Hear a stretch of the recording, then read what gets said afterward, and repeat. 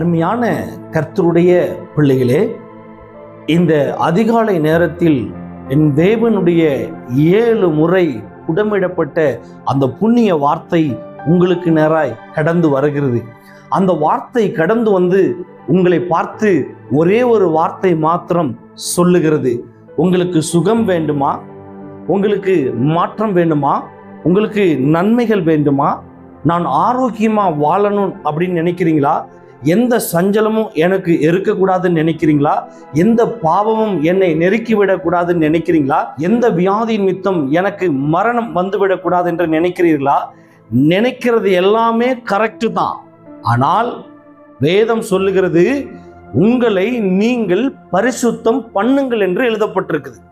இன்னைக்கு அநேக காரியங்கள் நமக்கு இருக்கிறது. நான் சபைக்கு போறேன், எனக்கு இன்னும் விடுதலை ஆகவில்லை. நான் ஆலயத்துக்கு போய் அநேக நேரங்கள் தெய்வத்தினுடைய சமூகத்தில் உபவாசத்தில் உட்கார்ந்திருக்கிறேன், எனக்கு இன்னும் அற்புதம் நடக்கவில்லை. நானும் அநேக நேரம் வேதங்களை வாசிக்கிறேன், எனக்கு இன்னும் அற்புதம் நடக்கவில்லை அப்படின்னு நீங்க உட்கார்ந்து கொண்டிருக்கலாம். ஒரே ஒரு விஷயம்தான் அவர் உங்களை பார்த்து சொல்லுகிறார், உங்களை நீங்கள் பரிசுத்தம் பண்ணுங்கள். நாம் பரிசுத்தம் பண்ணுகிறதுனால் நமக்கு என்ன நடக்கிறது அப்படின்னு கேட்டீங்கன்னா, சுகம் இறங்கி வருகிறது, மாற்றங்கள் இறங்கி வருகிறது, மேன்மைகள் இறங்கி வருகிறது. கர்த்தருடைய பர்வதத்திலிருந்து அநேக காரியங்கள், பாக்கியங்கள், நன்மைகள் எல்லாம் உங்களுக்கு நேராக இறங்கி வருகிறது என்று வேதம் சொல்லுகிறது. உங்களை நீங்கள் பரிசுத்தம் பண்ணுங்கள் என்று எழுதப்பட்டிருக்குது. அருமையான கர்த்தருடைய பிள்ளைகளே, இந்த காலை வேளையில எதுக்காக இந்த தேவனுடைய வார்த்தை உங்களுக்கு நேராய் வருகிறது தெரியுமா? அந்த வார்த்தை உங்களை சுகப்படுத்த வேண்டும் என்று விரும்புகிறது, அற்புதம் செய்ய வேண்டும் என்று விரும்புகிறது, உங்களுக்கு மாற்றத்தை கொடுக்க வேண்டும் என்று விரும்புகிறது. இந்த மாற்றம், இந்த சுகம் வேண்டுமென்றால் உங்களையும் உங்களுடைய இருதயத்தையும் நீங்கள் முதலாவது சுத்திகரித்து சுத்தம் பண்ணி அதை பரிசுத்தம் பண்ணுங்கள். பரிசுத்தம் இல்லாமல் தெய்வத்தை ஒருவனும் தரிசிக்க முடியாது என்று வேதத்தில் எழுதப்பட்டிருக்கிறது. ஒரு வேத வசனத்தை வாசித்து பாருங்கள். அந்த வேத வசனம் இந்த காலை வேளையில உங்களுக்கு தெளிவாய் கற்றுக் கொடுக்கிறது. நீங்கள் புரிந்து கொள்ளுங்கள், கவனமாய் கவனித்து பாருங்கள். கர்த்தருடைய வாழ்க்கையில ஒரு பரிசுத்த ஆவியை அனுப்பி, அவருடைய பரிசுத்த ஆவியை அனுப்பி உங்களை பரிசுத்தப்படுத்தி உங்களுக்கு சுகத்தை கொடுப்பது அதிக நிச்சயம். வாசிக்க கேட்போமா? யோசுவாவின் புஸ்தகம் 3ஆம் அதிகாரம் அதில் 5வது வசனத்தை வாசிக்க கேட்போம். யோசுவா ஜனங்களை நோக்கி, உங்களை பரிசுத்தம் பண்ணி கொள்ளுங்கள், நாளைக்கு கர்த்தர் உங்கள் நடுவிலே அற்புதங்களை செய்வார் என்றான். அருமையான கர்த்தருடைய பிள்ளைகளே, எதற்காக இந்த வேத வசனம் உங்களுக்கு நேராய் கடந்து வருகிறது? இன்றைக்கு உங்களை நீங்கள் பரிசுத்தம் பண்ணி கொள்ளுங்கள் அப்படின்னு எழுதப்பட்டிருக்குது. அந்த பரிசுத்தத்தை நீங்க பண்ணும் பொழுது என் தேவனுடைய அற்புதங்களும் அடையாளங்களும் இறங்கி வருகிறதா. நீங்க பரிசுத்தம் பண்ணுகிற வேளையிலே அந்த பரிசுத்த ஆவியானவர் உங்களை சந்திப்பாராம். அவர் சந்திக்கும் பொழுது என்ன நடக்கிறது? நாளைக்கு கர்த்தர் உங்கள் நடுவிலே அற்புதங்களை செய்வார் அப்படின்னு எழுதப்பட்டிருக்குது. இன்னைக்கு எத்தனையோ பேர் எத்தனையோ இடத்தில் வியாதியோடு, பலவீனத்தோடு, சஞ்சலத்தோடு திரிந்து கொண்டு, எனக்கு சுகம் வேணும், எனக்கு பலன் வேணும், எனக்கு மாற்றம் வேணும், எல்லாரும் என்னை கைவிட்டு விட்டார்கள் என்று சொல்லி அநேக இடத்தில் ஓடி திரிந்து கொண்டிருக்கிறார்கள், அலைந்து கொண்டிருக்கிறார்கள், அங்கலாய்த்து கொண்டிருக்கிறார்கள். அவர்களுக்கு இன்னும் சுகமும் பலனும் கிடைக்கவில்லை. காரணம் என்ன? இருதயமும் நீங்களும் சுத்தமா இல்லாத பட்சத்தில், பரிசுத்தமா இல்லாத பட்சத்தில் எப்படி சுகம் இறங்கி வரும்? அல்லேலூயா. வேதம் சொல்லுகிறது, மத்தேயு புஸ்தகத்தில் அவர் மலை பிரசங்கத்தில் போய் நின்று சொன்னார். 5ஆம் அதிகாரம் 8வது வசனத்தில் சொன்னார், இருதயத்தில் சுத்தமுள்ளவர்கள் பாக்கியவான்கள், அவர்கள் ஒருத்தர் மாத்திரம்தான் என் தேவனை தரிசிக்க முடியும் என்று சொன்னார். இருதயத்தில் சுத்தமுள்ள அந்த மனிதன் என் தேவனை மாத்திரம் தரிசிக்க முடியுமா? அதுதான் இந்த வேதம் சொல்லி இருக்கிறது. என் தேவனை நீங்கள் நோக்கி பார்த்து உங்களை சுத்திகரித்துக் கொள்ளுங்கள், நாளைக்கு அதே தேவன் உங்களுக்கு தரிசனமாவார். அவர் தரிசனம் ஆகிறார் என்றால் உங்களுக்கு சுகம் நிச்சயமாய் இறங்கி வரும், மாற்றங்கள் நிச்சயமா இறங்கி வரும். இன்னைக்கு எத்தனையோ பேர் போன் பண்ணி கேட்கிறாங்க, ஐயா எனக்கு விடுதலைக்காக ஜெபம் பண்ணுங்க ஐயா, ஐயா நான் இந்த வியாதியில் அகப்பட்டிருக்கிறேன் ஐயா, ஐயா நான் கிட்னி ஃபெயிலில் அகப்பட்டிருக்கேன், நான் ஹார்ட் பிரச்சனையில் அகப்பட்டிருக்கேன், நான் ஒட்டுக்குடலில் அகப்பட்டிருக்கிறேன், இதுவரைக்கும் எங்க போய் எவ்வளவு செலவு பண்ணி என்ன ஒண்ணு மீட்டெடுக்க முடியல, எவ்வளவு பேர் கேன்சர்ல தவிச்சு கொண்டிருக்கிறீங்க. தயவு செய்து உங்களுக்கெல்லாம் ஒரே ஒரு வார்த்தை மாத்திரம் சொல்லுகிறேன், உங்க இருதயத்தை சுத்தப்படுத்தி என் தெய்வத்துக்கு முன்பதாக உண்மையா இருந்து பாருங்கள். சுகமும் ஆரோக்கியம் அற்புதத்தையும் அந்த உண்மை உள்ள தெய்வம் உங்களுக்கு கொடுப்பது அதிக நிச்சயம். அவர் என்ன அழகா கத்துக் கொடுக்கிறார் பாருங்க. இன்றைக்கு உங்களை நீங்க பரிசுத்தம் பண்ணி கொள்ளுங்கள், நாளைக்கு காலையில என் தெய்வம் நீங்கள் எழுந்திருக்கும் பொழுது ஒரு அற்புதத்தை செய்திருப்பது அதிக நிச்சயம் என்று சொல்லுகிறார். அல்லேலூயா. அதுக்குத்தான் அந்த மத்தேயு 5:8 சொல்லப்படுது, இருதயத்தில் சுத்தம் உள்ளவர்கள் பாக்கியவான்கள். அந்த பாக்கியவான் மாத்திரம்தான், யார் சுத்தம் பண்ணி கொள்ளுகிறானோ ஒருத்த மாத்திரம்தான் என் தேவனுடைய தரிசனமான அந்த காரியத்தை பார்க்க முடியும் என்று சொல்லுகிறார். ஒரே ஒரு விஷயம்தான் தெய்வம் எதிர்பார்க்கிறது, சுத்தம். நான் பரிசுத்தர், ஆகையால் நீங்களும் பரிசுத்தமா இருங்கள் என்று வேதத்தில் தெளிவாக எழுதி இருக்கிறது. இந்த பரிசுத்தத்தை இன்னை வரைக்கும் நம்ம கடைபிடிக்கிறதே கிடையாது. நம் கண்ணில் பரிசுத்தம் இருக்கிறதா, நாவில் பரிசுத்தம் இருக்கிறதா, உதட்டில் பரிசுத்தம் இருக்குதா, சிந்தையில பரிசுத்தம் இருக்கிறதா, உங்க இருதயத்தில் பரிசுத்தம் இருக்கிறதா, உங்க கை பரிசுத்தமா இருக்கிறதா, உங்க கால் பரிசுத்தமா இருக்கிறதா, உங்க சரீரம் முழுவதும் பரிசுத்தமா இருக்கிறதா, உங்களை நீங்களே நிதானித்து அறிந்து பாருங்கள். கர்த்தர் சுகத்தை கொடுக்கல, சபைக்கு போற ஊழியக்காரங்க ஜெபம் பண்ணி அற்புதம் நடக்கலன்னு ஊழியக்காரங்க இயேசு கிறிஸ்து குறை சொல்லாதீர்கள். தெய்வம் இந்த வார்த்தையை உங்களுக்கு இந்த காலை வேளையிலே பயங்கரமானவராய் நின்று சொல்லி கொண்டிருக்கிறார். அவர் சாதாரணமானவர் கிடையாதுங்க. நீங்க நினைக்கிற மாதிரிலாம் அவர் கிடையாது. ஏதோ கொஞ்சம் தாடி வச்சுட்டு, ஏதோ கொஞ்சம் முடி வச்சுட்டு வந்து நிக்கிறவர் அல்ல. அவர் அக்கினி ஜுவாலையானவர். நீங்கள் சுத்திகரிக்கும் பொழுது அந்த அக்கினி, பச்சிக்கிற அக்கினி உங்களிடத்தில் இறங்கி உங்களுடைய பாவத்தையும் உங்களுடைய அசுத்தையும் அகற்றுவது அதிக நிச்சயம். தெரியுமா உங்களுக்கு? வியாதியா, அந்த பாவத்தின் மித்தம் வியாதியா, என் ஆண்டவரை நோக்கி பாருங்கள். அந்த வியாதியின் மித்தம் கண்ணீரா, என் ஆண்டவரை நோக்கி பாருங்கள். அவர் இறங்குவது அதிக நிச்சயம்.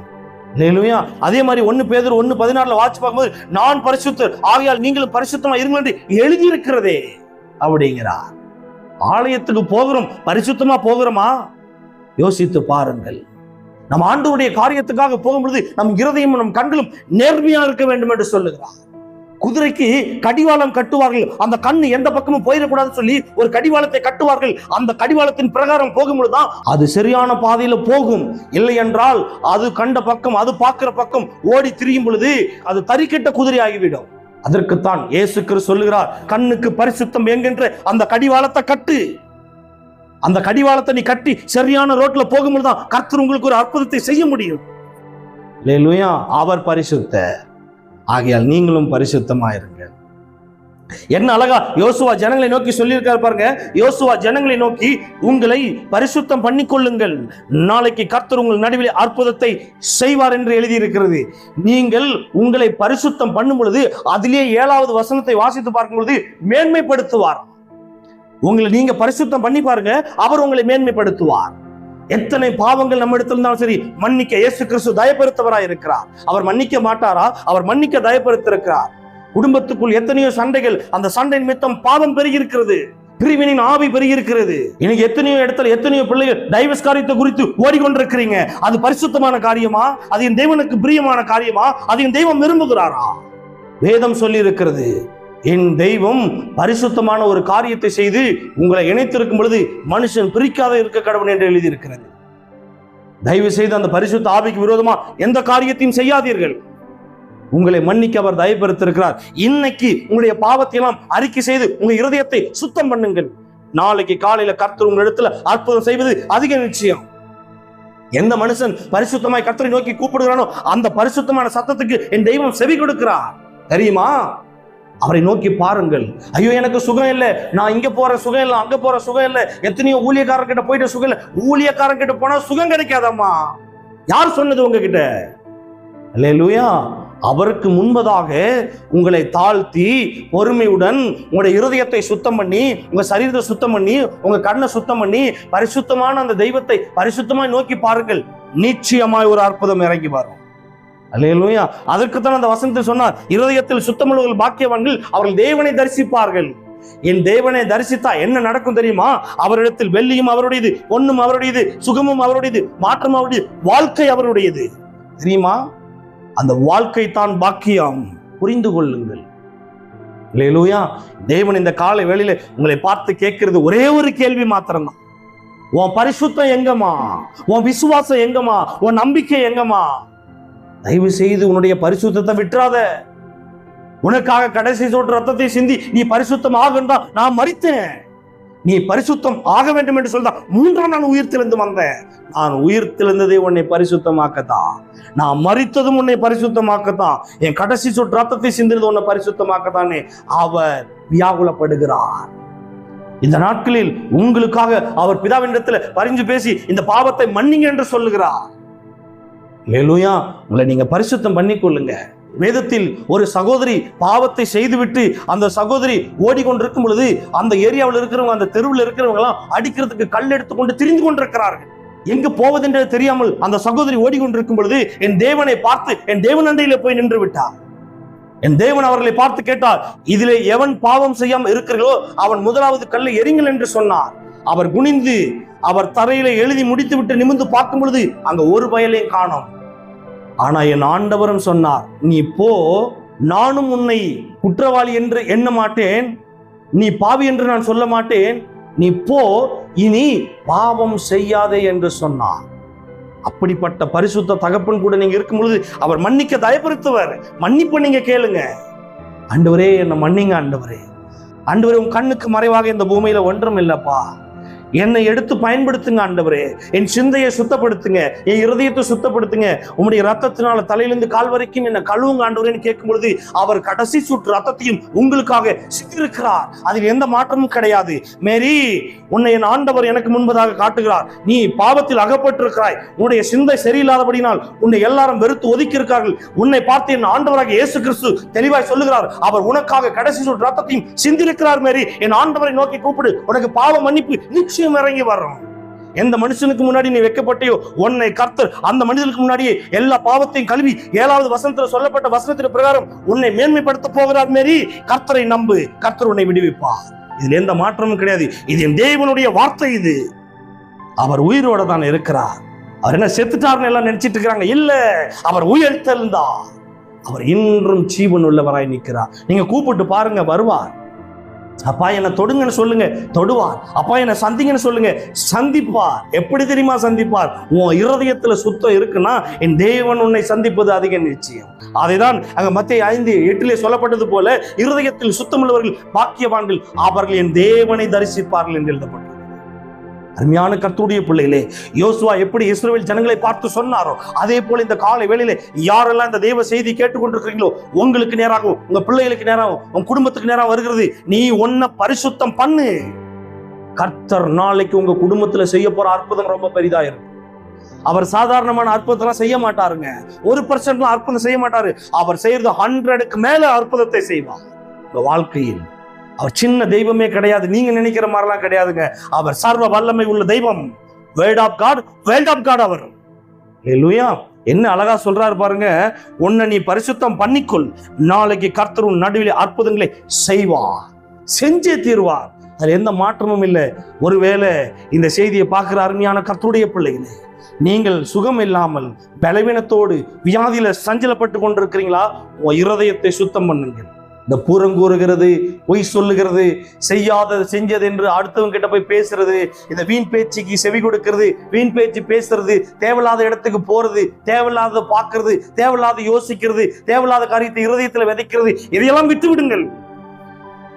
வேதம் சொல்லி இருக்கிறது, பாவத்தை மறைக்கிறவன் வாழ்வடைய மாட்டான், அதை அறிக்கை செய்து விட்டு விடுகிறவன் என் தேவனிடத்தில் இரக்கம் பெறுகிறான் என்று எழுதப்பட்டிருக்குது.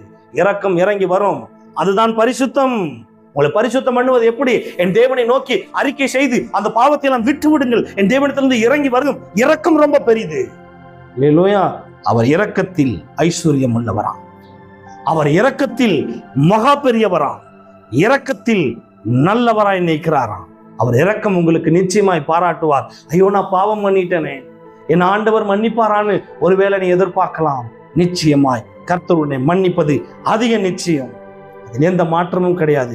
இது அவருடைய 7 முறை புடமிடப்பட்ட புண்ணிய வார்த்தை. இது அவர் தெளிவாய் சொல்லுகிறார் பாருங்க, இன்னைக்கு உன்னை பரிசுத்தம் பண்ணுமா, என் தேவனை நோக்கி அறிக்கை இடுமா, உன் பாவத்தை அதோட விட்டு விடுமா, கர்த்தர் உனக்கு நாளைக்கு அற்புதம் செய்வது ரொம்ப பெருசாயிரும். அல்லேலூயா. நிச்சயமாய் செய்வார், நிச்சயமா செய்வார். அதுல எந்த மாற்றமும் கிடையாது. Thank you Jesus. பிரேமா என்ற ஒரு மகளை என் ஆண்டவர் காட்டுகிறார். பிரேமா, உன் இருதயம் பாவத்தினால் நிறைந்திருக்கிறது, என் பாவத்தை மன்னிக்க ஒருவரும் இல்லையா? எத்தனையோ இடத்தில் போய் உட்கார்ந்து அழுது கெஞ்சி கேட்டிருக்கிற பிரேமா, ஆண்டவர் உன்னை பார்த்து சொல்லுகிறார், இதோ அவருடைய கருணையின் கரம் உனக்கு நேரம் இறங்கி வந்திருக்கிறது.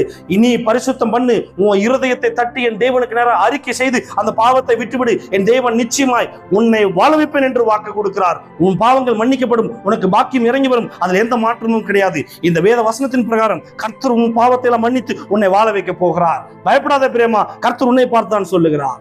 Thank you Jesus, thank you Jesus. ஆவியானவரே, உடைய வார்த்தைக்கு நான் கோடான கோடி நன்றி செலுத்துறப்பா. எந்தெந்த பிள்ளைகள் இந்த வேத வசனத்தை கேட்டுக்கொண்டிருக்கிறார்களோ ஒவ்வொருடைய பாவத்தை மன்னித்து ஒவ்வொருவரையும் நீர் உயர்த்தும்படியாக நான் ஜெபிக்கிறேன்ப்பா. இந்த வேத வசனத்தின் பிரகாரம் கர்த்தர் உங்கள் யாவரையும் மன்னித்து வாக்கியத்தை கொடுத்து மேன்மையை கொடுத்து அற்புதத்தை செய்து அடையாளத்தை செய்வாராக. இஸ்ரவேலின் ஜெயபலமானவரே, கிருபைக்காக தயவுக்காக நன்றி செலுத்துறேன். இந்த வார்த்தை எந்தெந்த பிள்ளைகளுக்கு நிறைய கடந்து போய் எந்தெந்த பிள்ளைகள் இந்த வார்த்தையை கேட்கிறார்களோ கேட்கிற வேளையில ஒரு பரிசுத்தம் உண்டாகும்படியாக, ஒரு அற்புதங்கள் அடையாளங்கள் உண்டாகும்படியாக நான் ஜெபிக்கிறேன். எந்தெந்த பிள்ளைகளுடைய இருதயங்கள் ஆண்டவரே வாஞ்சித்துக் கொண்டு ஆண்டவரே என்ன மன்னிங்கன்னு சொல்லி எந்தெந்த பிள்ளைகளுடைய இருதயம் வாஞ்சிக்கிறதோ அந்தந்த பிள்ளைகளை நீங்க மன்னித்து மனமிறங்கி நீங்க உங்க பிள்ளைகளை காப்பாற்றி எடுக்கும்படியாக நான் ஜெபிக்கிறேன். ஒளியான சேற்றில கிடக்கிற பிள்ளைகளை தூக்கி எடுங்கப்பா, பாவத்தில் கிடக்கிற பிள்ளைகளை தூக்கி எடுங்கப்பா, எல்லா பாவத்தை மன்னித்து உங்களுடைய பிள்ளைகளை நீங்க வாழ வைக்கும்படியாக நான் ஜெபிக்கிறேன். ஒருவரே அந்த பிள்ளைகளை பொறுப்பெடுத்து ஆசீர்வதித்து கிருபையில மறைத்துக் கொள்ளுங்க. பெரிய காரியத்தை செய்யுங்க. இயேசு கிறிஸ்துவின் அதிகாரம் நிறைந்த இரக்கம் நிறைந்த புண்ணிய நாமத்தில் ஜெபிக்கிறேன். எங்கள் ஜெபம் கேளுமே எங்கள் நல்ல பிதாவே. ஆமென். God bless you.